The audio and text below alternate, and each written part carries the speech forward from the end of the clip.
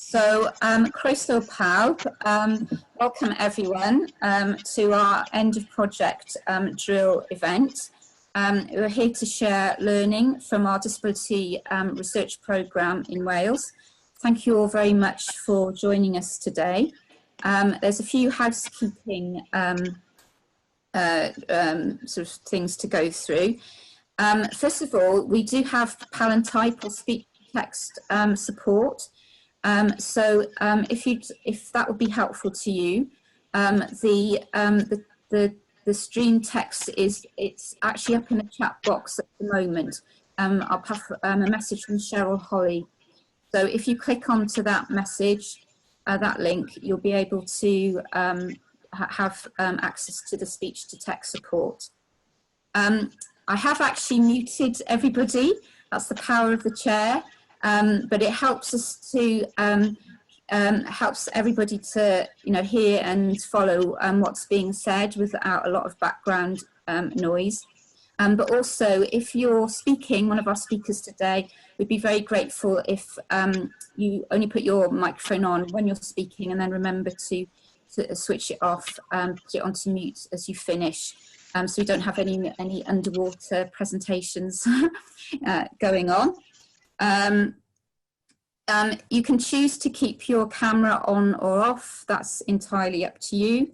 And we have a chat box. You can find it at the bottom of your screen. There's a little speech bubble for chat. So if you click on that, that opens up the chat box. I can see Vin has posted a message. Yes, it is an excellent turnout. So welcome, Vin. So yeah, that's the place to put all your comments and any questions.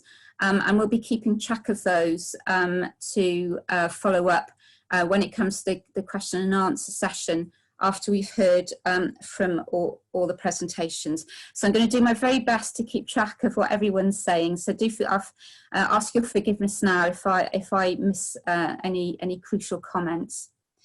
Today's event will involve discussion about the drill research programme. And some of the learning from the perspective of disabled people's organisations and disabled people in Wales. We'll then move on to 5 short presentations from each of the Wales-based research projects that were funded in Wales, who'll be talking briefly about the results and recommendations from their projects. And then we'll have time for questions from the audience. Once every speaker once all 5 presentations have been given. So as I mentioned, put your questions in the chat box. In the very final section of the event, we'll be joined by the Deputy Minister and Chief Whip, Jane Hutt, fingers crossed. She'll be talking about the importance of co-produced research to Welsh Government's ambitions for equality of outcome within Welsh society. Of course, had things run to plan today, we would have been in the Pierhead down in Cardiff Bay, and it would have, it would have been absolutely glorious down there. But one of the benefits of doing this online is that we've got people taking part from all over Wales. So I was going to say every cloud has a silver lining, but there's not a cloud in the sky today. It's so wonderful to be welcoming people from across Wales at our event today. So I'm just going to give a little bit of introduction and context to the presentations that we're going to hear from. Historically, research on disability has rarely included people with lived experience. Not only have disabled people been excluded from participating in research about our own lives, but often complex statistics or inaccessible research findings have often precluded disabled people from understanding evidence and contributing to discussions about services or policies. At the same time, disabled people have become suspicious of tokenistic inclusion. And when we've been invited to participate, our voices are have often not been considered equivalent to professionals' viewpoints. The DRILL programme, which stands for Disability Research in Independent Living and Learning, has been an innovative 5-year UK-wide programme led by disabled people for disabled people and funded by the National Lottery Community Fund, so a big shout out to them. The programme has been led by Disability Action Northern Ireland, and the partnership includes us at Disability Wales, Disability Rights UK, and which has covered England, and Inclusion Scotland. Launched in 2015, DRILL will finish in August this year, and we're very excited to be sharing our learning here today at this end of project or programme event. DRILL has promoted research co-production between disabled people and our organisations, academia, research bodies and policymakers.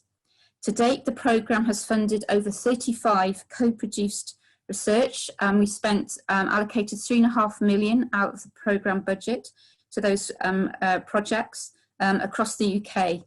The purpose of the research of the projects have been to find solutions about how disabled people can live as full citizens and take part economically, socially and politically. Through DRILL, disabled people have had direct influence on decisions that impact on our independent living, particularly in relation to policies, legislation and services. However, DRILL's impact has not been limited to policy change. For a smaller nation like Wales, which has not unfortunately benefited from an academic centre for disability studies, which the other nations have, DRILL has played a crucial role in highlighting the wider relevance of social research to disabled people and disabled people's organisations. In Wales, the DRILL National Advisory Group, NAG, has been led by disabled people and disability rights activists, and it's driven the programme and made decisions about which projects to fund. We've held a number of dissemination events, including roundtables, roadshows and workshops across the 5 years, many of which have involved members of the Senedd and ministers. In Wales, we've also been lucky enough to secure funding for 5 research projects, which you'll hear from shortly, a PhD studentship in partnership with Cardiff University Business School, and several internships for disabled students, a number of whom are joining us today. Though through these key activities in Wales, disabled people and DPOs have gained first-hand experience in leading research projects, becoming upskilled in research co-production, methods of evaluation and systematic reviews of literature. Disabled people have seen what works in terms of sharing evidence accessibly and ways that research can be conducted ethically.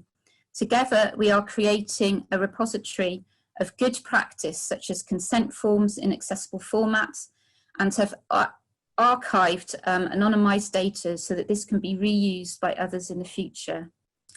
Our DRILL teams, those who are experts by experience, have become part of the research and policy making conversations by building networks with universities, local authorities, Welsh Government and beyond.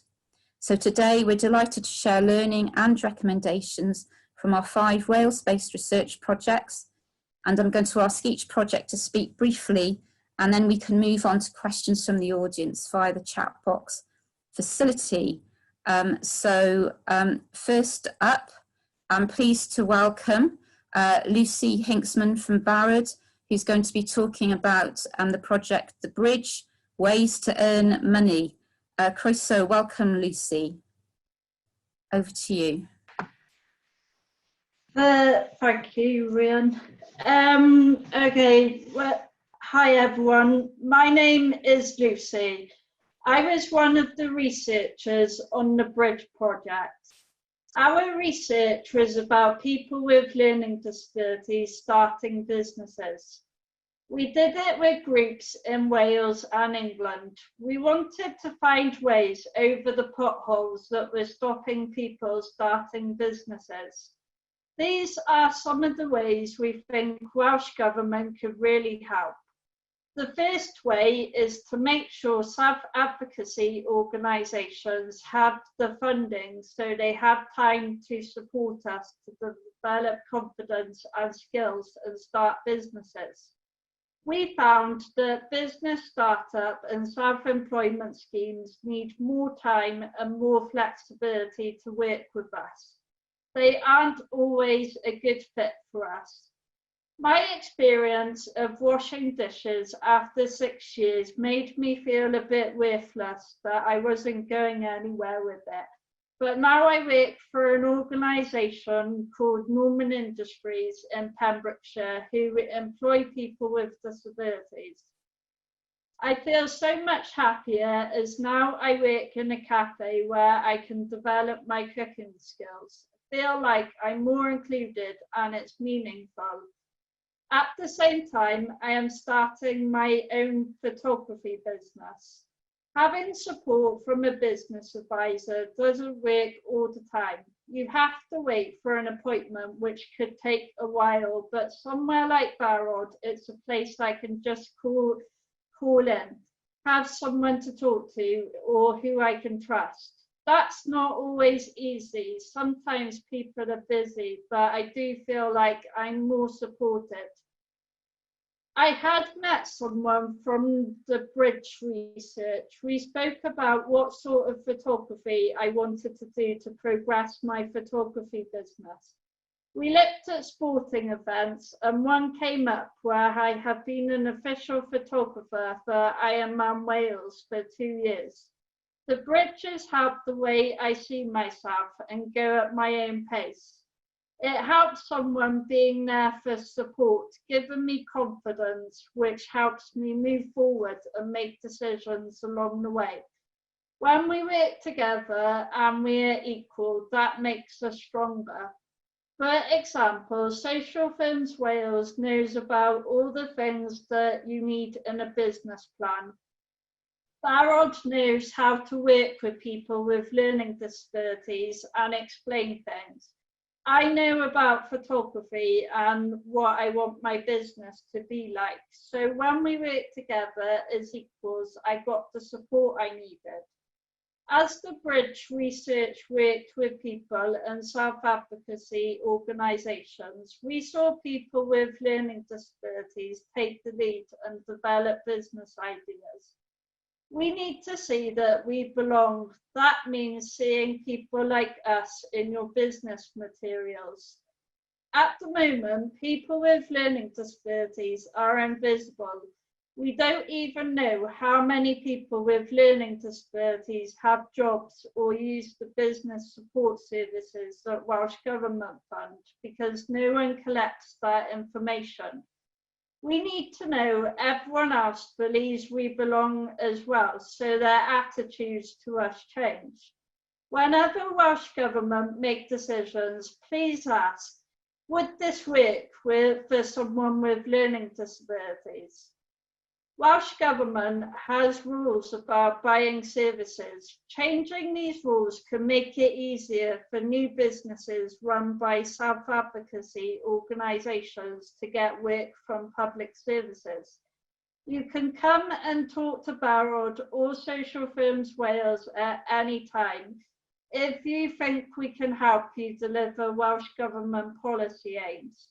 We have a website called Business for All that has our findings and some resources. Thank you.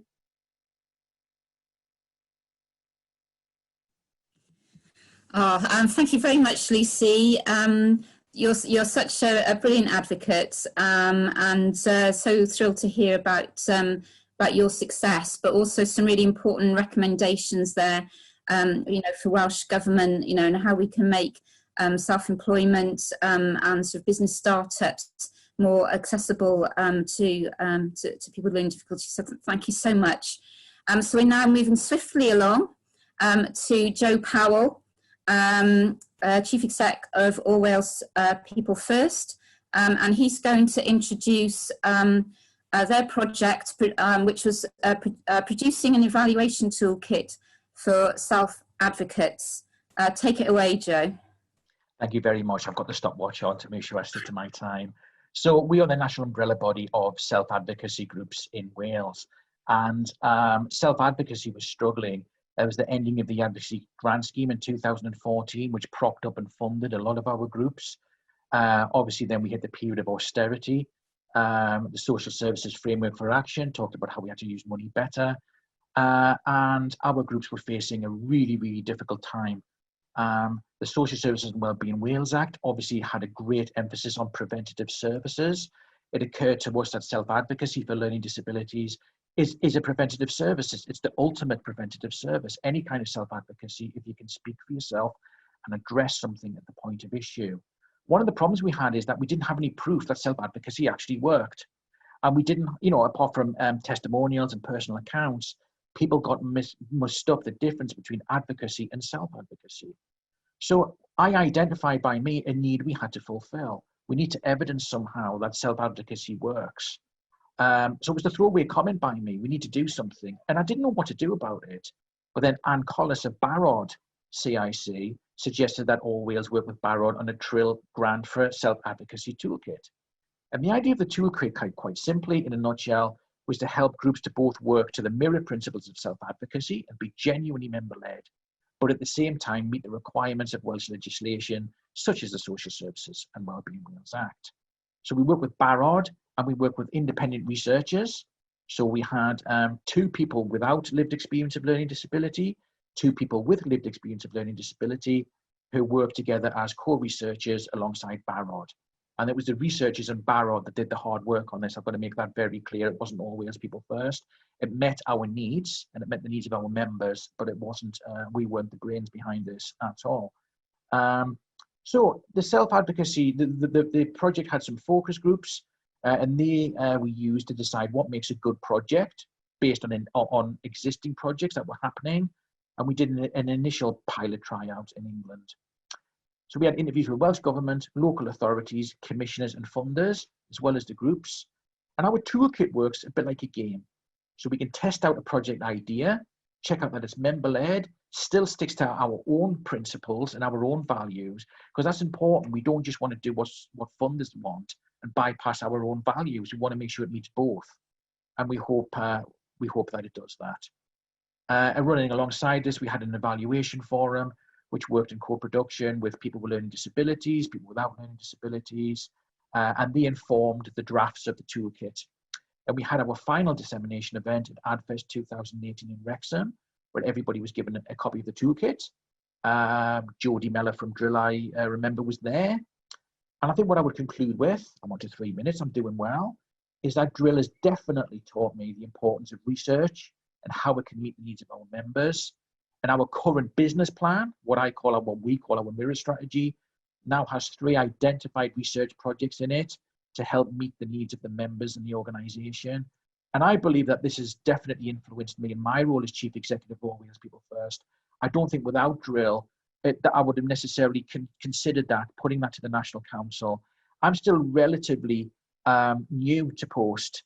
I'm still relatively not that experienced. So I think there's definitely, although I personally, I'm not interested in doing research myself, it's definitely made it very clear to me the value of research and how essential it is for us to move our aspirations of our members forward.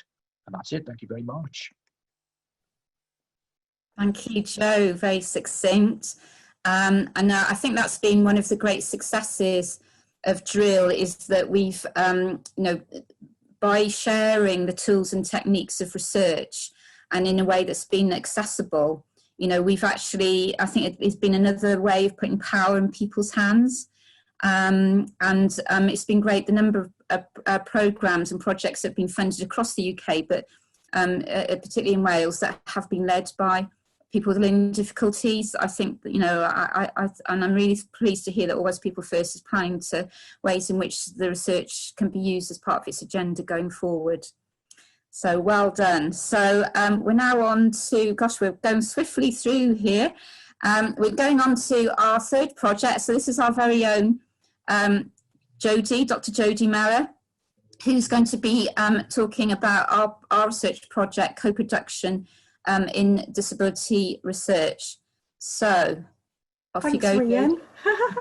So I've got 4 minutes to talk about our research project in the experiences of peer researchers or those with lived experience who took part in the drill programme.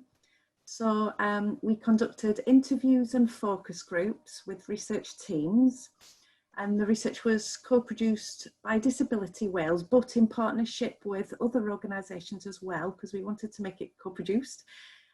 So we involved the Wales School for Social Care Research, Holly Co-Production Research in Wales, and the Wales NAG, the Drill National Advisory Group, as well as members from the research teams who participated in the research as well.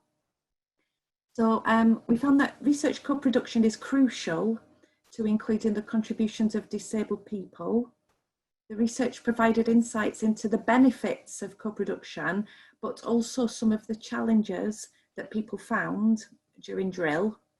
I don't have time to discuss the full report, but this can be downloaded from the drill website. So to briefly talk about the 5 recommendations from our research. So the term co-production is not understood in the same way by everyone, and this may lead to power imbalances and conflict during the research process. So it's useful to discuss and to create mutual understandings of co-production at the start of the project. So there were mixed feelings about the term peer researcher, and this phrase is easily understandable to funding bodies, disabled people and policymakers. However, it may ratify existing unequal hierarchies between academic researchers and those with lived experience, but consensus was not reached about a suitable alternative term. Our next recommendation was to build capacity, research capacity within DPOs, disabled people's organisations, who need sustainable access to funding, but also practical training, networking and support to continue to be involved in research and to continue the drill legacy. To make co-production mandatory for funded research in disability studies so that people with lived experience are not excluded. In most teams, peer researchers were involved in all aspects of the research process, involving interviews or fieldwork, dissemination, analysis, for instance. However, the inclusion of peer researchers during the funding application stage, right at the beginning, was particularly limited because teams do not usually have access to funds to enable this. So perhaps seed corn funding could allow peer researcher involvement in the initial stages of the idea as well. So disabled people's lived experiences are often undervalued in universities, leading disabled researchers to feel that their contributions are tokenistic.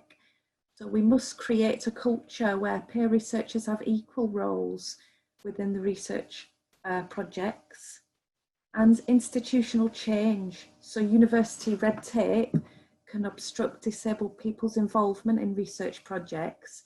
Things like the difficulties of arranging payment for those peer researchers, or paying expenses, for instance. And we would recommend further research and action on this because we couldn't come up with any kind of solutions because it's so complex. Poor planning of the provision of in-depth training and support for research team members from universities, and the need for flexibility from all parties is key to overcoming such challenges. Thank you.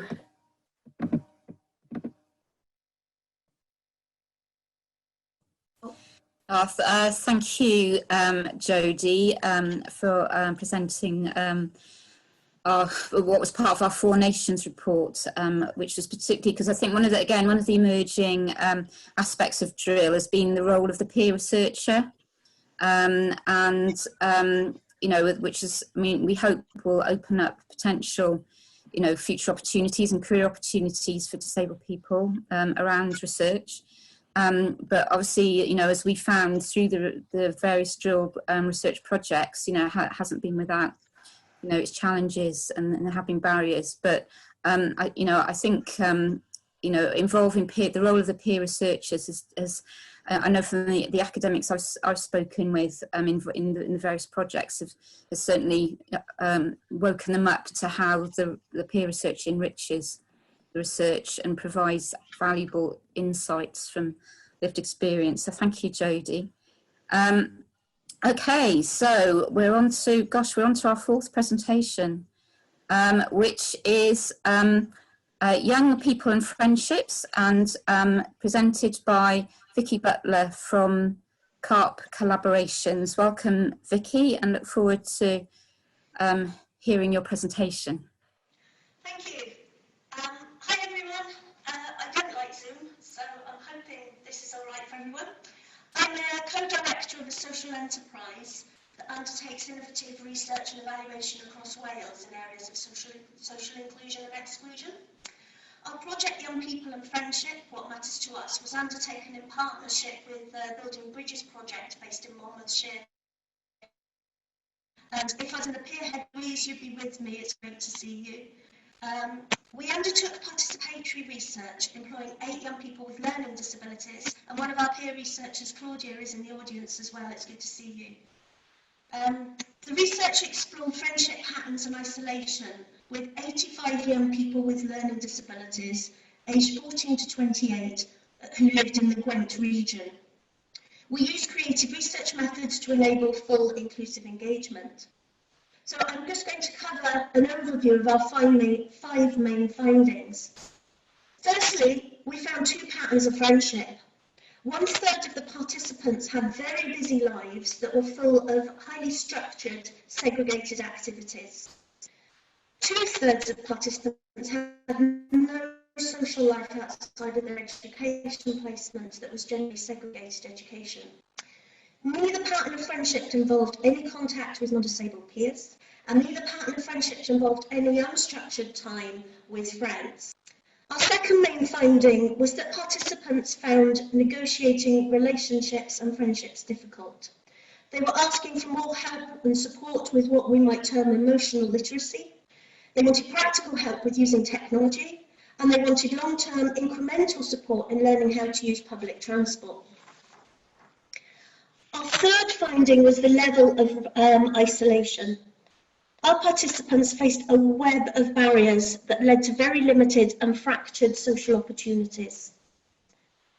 Our fourth finding was that the levels of isolation and segregation led to an increased risk of bullying. 2/3 of the 85 participants had experienced bullying during their transition years, and the bullying occurred in education settings as well as in the community. And lastly, the participants had low work aspirations. They had had little access to qualifications or on-job vocational training. There was a lack of progression in transition to adulthood that left them feeling isolated and ill-equipped. So based upon those findings, we have 6 recommendations that are covered in our report.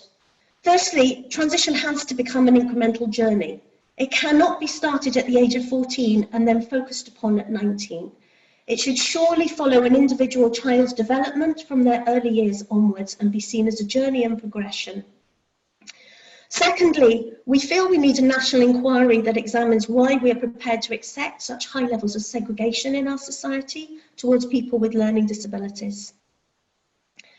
Thirdly, we feel there needs to be better funding, long-term funding for inclusive solutions within existing service provision.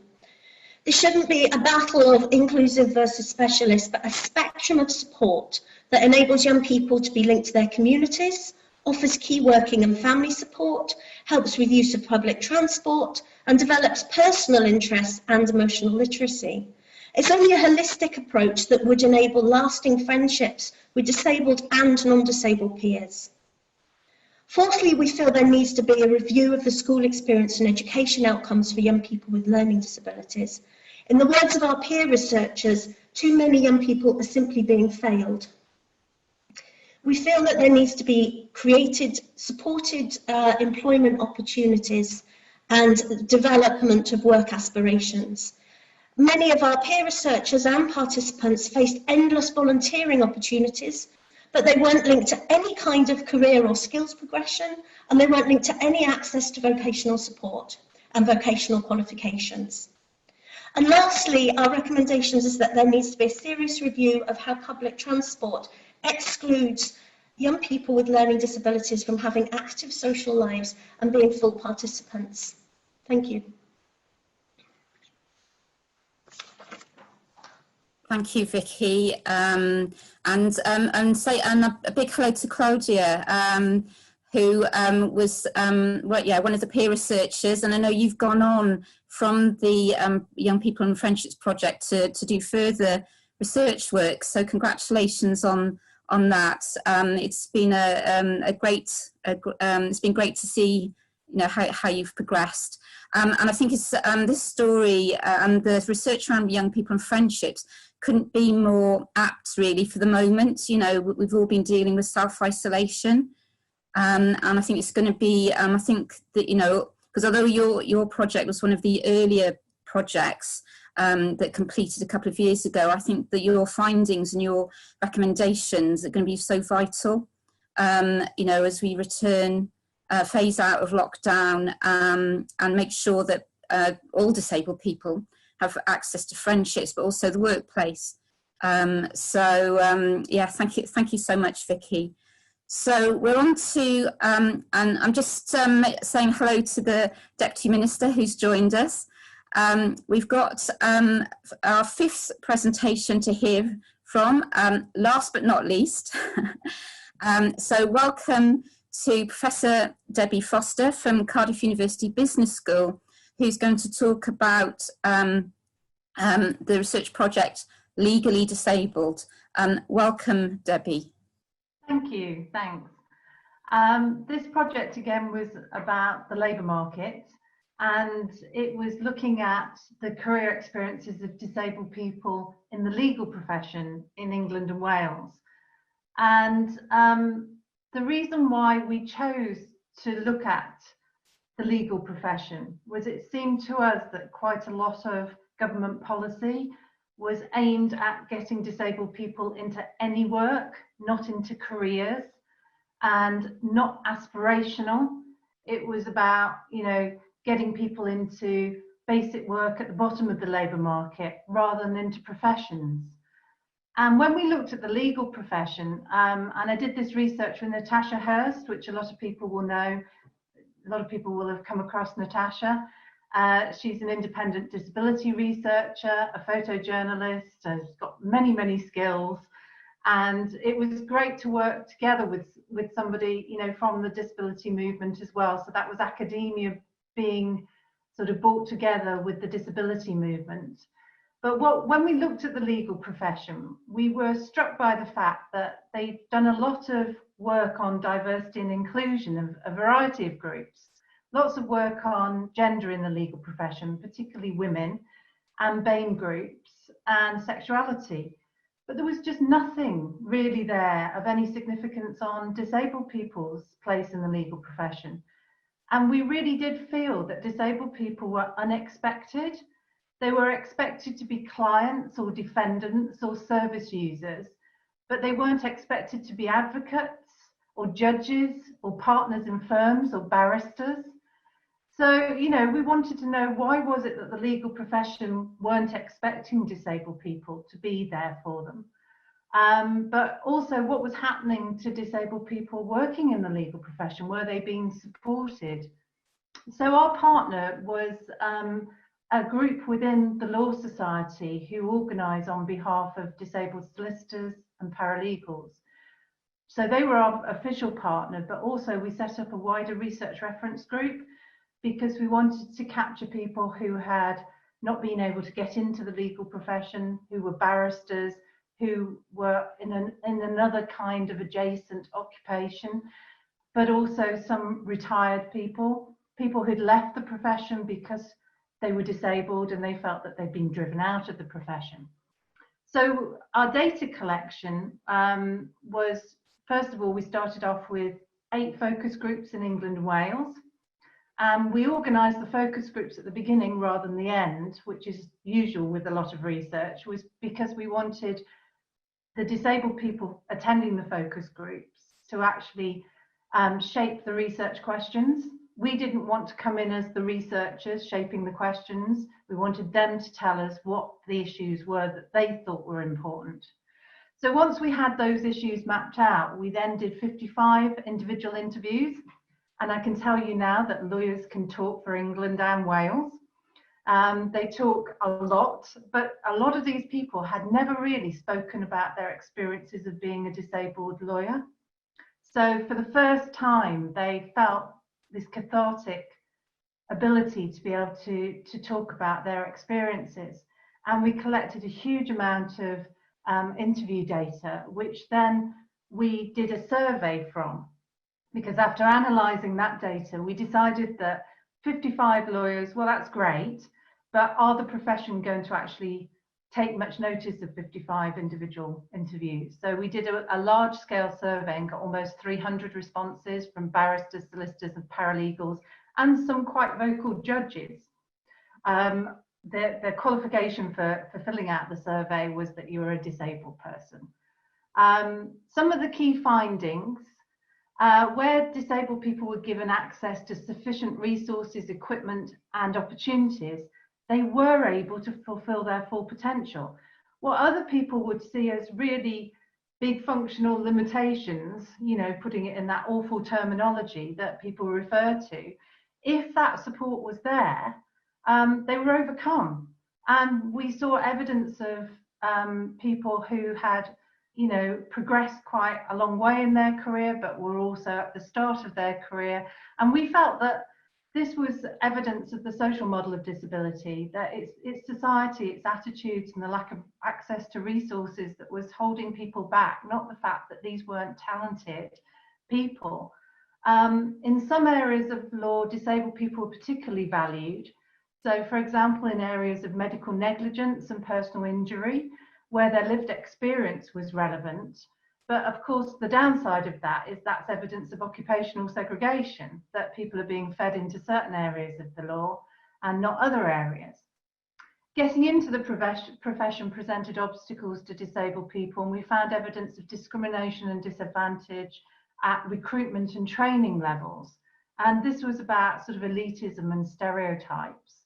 But we also found that although a lot of law firms were doing a lot of good work on disability, they were then contracting out recruitment to recruitment agencies that are in the private sector who weren't doing very much work on disability. Getting on in the profession was another thing, and there was a lack of mentors, a lack of role models, and we've made some suggestions about reverse mentoring schemes. So getting disabled people within your organisation to actually mentor senior people in that organisation, because we need people at the top of these organisations. Law is a really, really important area, you know, for disabled people to be understood in the legal profession and to access justice. They've got to be present. One of our big conclusions was that disabled people are an underutilised talent and resource, and we did find some firms that were actually recognising that and tapping into that resource. And I've gone over my time, so can I just say that if you go to www.legallydisabled.com, the full reports are there, and we will also be putting up some personal profiles of some of the people we interviewed, so you can view those and look at them and use them in your work. Thank you. Thank you, Debbie. Yeah, the Legally Disabled project has, I think, been, you know, very much a groundbreaking research project, because it has actually focused on, you know, disabled people. Well, of the legal profession, but obviously it has wide implications for disabled people in other professions. Again, very important as we come out of lockdown and we look to how do we create the inclusive workplace of the future. And I felt really privileged when I was at the fantastic launch event that was up in London to be in a room full of disabled lawyers, you know, and the sense of power in the room, you know, was incredible. But it's quite ironic how the legal profession, who you'd think would be at the vanguard of good practice, has been one of the worst in terms of discriminating, you know, against disabled people. Many congratulations to Debbie and all the research projects. Everyone has done absolutely fantastic work. I'm aware that time is against us, and we've got the Deputy Minister patiently waiting. But I think there's lots of fascinating chat going on. I think one of the big questions has been around ethics. And there's a question, does the system of university ethics approval get in the way, provide barriers to disabled people's research? I'm seeing lots of people nodding. So obviously no debate there. But I don't know, Jodie, Anne, a quick comment on that? I'll let the others speak about their experiences of university. I'm going to pick on Anne. Where's Anne? Yeah. Okay. There are a few things I'd like to say about ethics committees. One is that sometimes if you're a disabled person, and particularly if you have learning difficulties, it's assumed you're a vulnerable adult, and therefore it's got to go through extra special complicated ethics, and that's just plain offensive to lump everybody together in a group.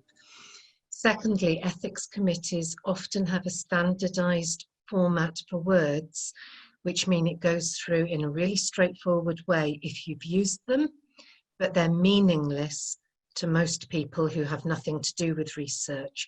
So ethics committees need to almost have a template that works for members of the public, and particularly disabled people who are wanting to participate in research.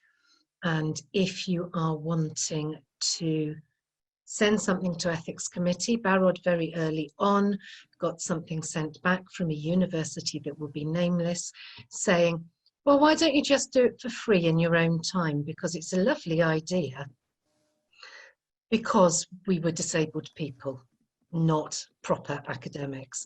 So there are quite a few ethics committees issues. Thank you. I know we could probably do a whole webinar on ethics. And I think, again, one of the jewels in the crown of Drill has been that we set up our own ethics committee. So a lot of lessons to be learned. I'm now going to, it's my great pleasure to welcome the Deputy Minister and Chief Whip, Jane Hutt. Jane leads on equalities, but is no stranger to us at Disability Wales, and we're so thrilled that you can join us today, because I know how busy your diary is. So, so welcome, Jane.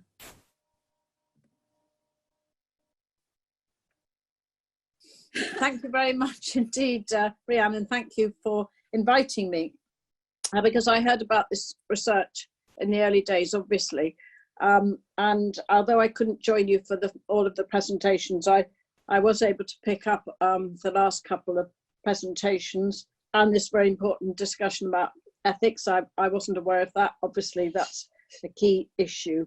But also the fact that this research is so, well, it shouldn't be seen just as pioneering, but it is pioneering in terms of what the outcomes are and how we can deliver it. But I think, you know, what must be frustrating is that there are still barriers for you to, or for you all and others, to actually be able to do this kind of research, which is going to empower people with learning disabilities. I think we were hoping actually to be together physically for an event like this down in the Senedd in the Pier Head, but we'll get there, we'll get back there. We just have found new ways of working together during the pandemic. And I do want to say, for those of you who don't know, that Rhiannon's been absolutely brilliant, and Disability Wales in leading discussions that we've been having throughout the last few weeks in our Disability Equality Forum, which has probably met more than it ever met before, almost weekly, because we want to be very clearly influenced, not just influenced by the Disability Equality Forum in terms of how we handle and respond to the pandemic and how we recover from it, as others have said. So I think actually 5 online disability equality forums, but I think the crucial point really is, as I say, is how you can influence policy, and that's where research is so important. And for you to know that, in fact, the First Minister's framework for recovery, as his commitment is that equalities and human rights should be considerations that we take as a central principle as we lead Wales out of the lockdown. And I think, you know, that's where we need evidence, we need research, we need lived experience, which is crucially important for you to know. I'm sure, hopefully all of you do, that we've got you can put your opinions and feedback, and I'd like you to send your research papers to the email address ourfuturewales@gov.wales, and officials in the Equality Branch are key to hear from you as well. But I think, you know, everything you have said is current as well as past and future in terms of your research. But as I said, I came to meet some of you back in the Copthorne Hotel. Remember the drill event, Four Nations drill event. Co-production is also a hallmark of Welsh Government work. Co-production between disabled people and academics involved in drill has been very impressive and led to those findings, which you just don't get if you don't have that co-productive approach. I'm chair of Fail People First, and asked our members to do a little survey of what they felt about the lockdown, you know, what they thought were good and bad, and then how to ease it. And I mean, really, so much great came out of that little tiny survey in terms of responses to inform me to feed back into the Welsh Government. So we really do want to ensure that we understand these issues, but actually it isn't about just doing that voluntary bit of survey work. It's actually about the accredited research that you're doing, which is what's been so important about drill. We have got our Action on Disability, the Right to Independent Living Framework, an action plan for Wales. And of course, that is cross-government. And I think all of what you've been saying and listening to already in terms of transition, job opportunities, employment, I mean, this is about mainstreaming equalities. So, you know, the framework has to be delivered by the Minister for Economy, the Minister for Transport, the Minister for Education, as well as obviously key issues there for health and social care as well in terms of that action plan. So I think the priority that we've got now is to ensure that we learn, not just from research of your kind, how we can demonstrate that co-production works, how we can demonstrate that the ethics regime is inappropriate, and that's something I'd certainly want to be taking back at a higher level. But I think we must also feed this back into the accessible communication group that we've set up. I mean, it's unbelievable that we've been talking about accessible communication for so many decades, but we have got to get it right. And it's had its first meeting on the 4th of June, looking at the barriers that are stopping people accessing information effectively during the pandemic. So that accessible communication group, we've got a proposal for policy that's being drafted by officials to ensure that all Welsh citizens receive clear and comprehensive information during this particular time.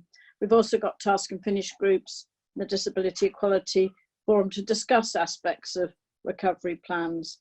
I mean, there are equity issues in easing. So we knew from a meeting this week that, you know, yes, we're going to try and get cars off the roads, but if bicycles take over, then you're actually causing difficulties for many other people unless you have clearly protected pedestrian areas. All of this needs to come out in terms of equity access. But I think the point that was just made, I'm not sure who it was who said this the fact that there's an assumption that disabled people are vulnerable. This is something which has really got to be tested, and certainly Rhiann's made sure we're testing it, because there are shielded people, and there can be a disempowering as well as a shielding aspect to that, but also the fact there's lots of opportunities from working from home as we are, but lots of people are digitally excluded, and we must make sure that we don't slip back to the medical model of disability, and that we invigorate the social model of disability in terms of how we manage the pandemic, how we move to recovery, but most importantly, how we act on the research that you've undertaken. Because I think one of the issues about research, any sort of social research of your kind, social and economic research, is how we use it, how it influences government policy. So I certainly want to share your papers with all the relevant ministers in the Welsh Government, and I hope you'll find that helpful. Thank you very much, and great to be with you. Congratulations on all the work you've done. Thank you. Thank you so much, Minister. Oh, you're getting a round of applause. There's been a lot of questions and comments for you in the chat box. So I think what we can do is round them up and to submit them through your officials. Yes. But you've made an offer that you'd like to receive all the copies of the research reports. Yeah. And maybe there can be an opportunity at future Disability Equality Forum meetings to discuss the findings. Yeah. And then you've also mentioned other opportunities like the Accessible Communications Group and others. Perhaps what we need to do at DW is work with your officials to do a bit of a roundup of which different stakeholder groups there are, and where the various research findings could be best placed, to take forward. So I can talk to Errol and Shane about that. So yes, so thank you once again for joining us. Thank you, everyone. Unbelievably, now we're coming to the last few minutes of today's event. Although Drill will be coming to an end at the end of August, we are planning to deliver a number of webinars during September, which will pick up many of the themes that we've been discussing today. I know employment is likely to be a theme. Ethical research is also likely to be a theme. So we'll keep you posted about those, and hopefully many of you will be involved in delivering them. So yeah, so look out for those.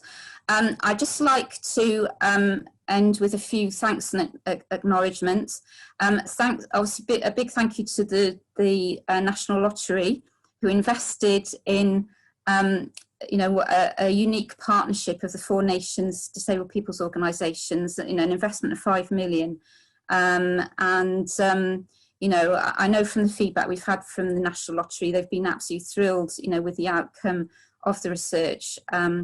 But thank you for that. A big thank you to all our partners in Drill. I'm really delighted that Sue Botts has joined us at this session. Sue is working as the Drill Programme Manager, who's based at Disability Rights UK. So thank you for being here with us, Sue. I'd also like to give a massive thank you to the Drill National Advisory Group.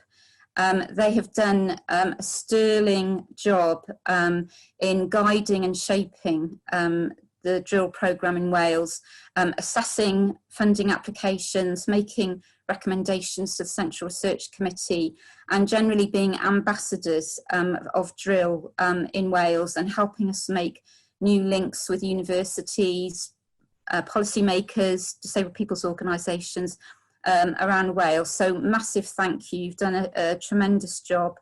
You know, diolch yn fawr. And then finally, I'd really like to pay tribute to our drill programme officer in Wales, Dr. Jodie Meller, who's been working for drill for the last 4 years, brought a wealth of experience from the academic world, and as well as supporting the drill projects in Wales, also made a massive contribution to Drill UK in the work she did on the Ethics Committee. She's really led the way on the Ethics Committee, so we're so proud of that, because I think that will be a real legacy, you know, of drill. Oh, there you are, lots of people thanking you, Jodie, and congratulating you on all you've achieved. And then thanks to all my colleagues who have supported this event today. I think we will be sharing the presentations and the links to all the research. And although drill, you know, the 5 years of drill has come to an end, the legacy will continue. And I think we've, you know, now more than ever, we've seen how vital it is to have strong voices of disabled people. You know, the breach of our human rights during the last few months, on top of 10 years of austerity, has been quite staggering to behold. But I know, you know, this programme has shown how strong we are, how brilliant we are, how talented we are, how focused we are, and you know what we can achieve when we work together and when we use techniques of co-production to work with other partners and to inform and influence you know, the agenda of rights and equality in Wales. So thank you to all our speakers, and thank you to all for your fabulous questions. We'll keep a note of them and enjoy the sunshine while we've got it. Thank you all so much. Bye-bye.